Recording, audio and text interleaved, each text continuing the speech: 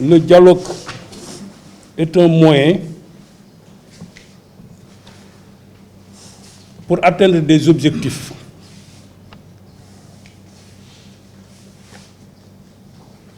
Les objectifs ont été déclinés lors des rencontres préparatoires. Il y a eu des préalables.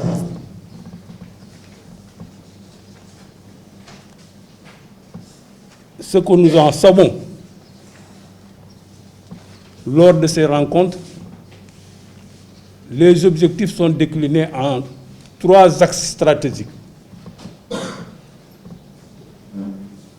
Le premier axe stratégique, c'est la dimension politique,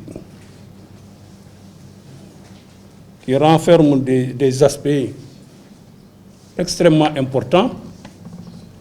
Le dialogue politique dont on parle, avec les relations entre partis politiques, la gouvernance de nos institutions, le renforcement de l'état de droit, la démocratie et les questions électorales. Tout ça, ça nous interpelle et ça nous intéresse en tant qu'acteurs sociaux qui participent à la vie de la nation. Nous ne pouvons pas être en dehors de ces questions qui seront abordées lors de ces rencontres. La deuxième dimension déclinée dans l'axe stratégique, c'est l'économique, qui prend en compte les aspirations des citoyens. Un dialogue sincère avec le secteur privé et les partenaires sociaux sur les priorités nationales à définir ensemble, en engageant des négociations franches sur les questions fiscales, foncières, mais veiller à la transparence dans l'attribution des marchés publics. C'est des questions de souveraineté nationale.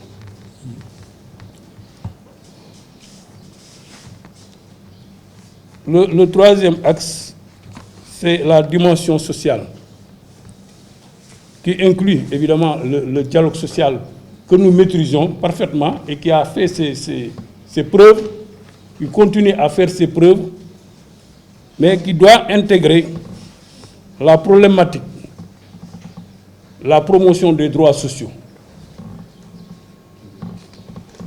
avec des secteurs aujourd'hui qui connaissent énormément de turbulences, le secteur de l'éducation, la santé. Les camarades reviendront sur la question qui concerne le secteur de l'éducation, mais également l'équité de genre qui traverse toutes les politiques. Enfin, la justice sociale. Rien ne peut se faire de durable s'il n'y a pas la justice. C'est important. Enfin, bon, certains disent on ne doit pas exiger notre implication. Nous sommes impliqués dans le processus. Nous sommes des acteurs. Nous sommes invités à ce processus. Rien ne peut se faire. On ne peut pas faire de dialogue dans ce pays. Il y a 2 choses.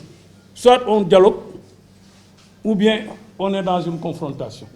Et la confrontation induit des affrontements verbaux et qui vont mener à des affrontements physiques. C'est ce qu'il faut éviter. C'est pourquoi nous privilégions le dialogue et nous sommes disposés vraiment à participer à ce dialogue national convié par le chef de l'État avec l'ensemble de la classe politique, mais l'ensemble des segments sociaux. Donc la société civile, les organisations de travailleurs, les éducateurs, les enseignants, les questions de genre, et même la diaspora.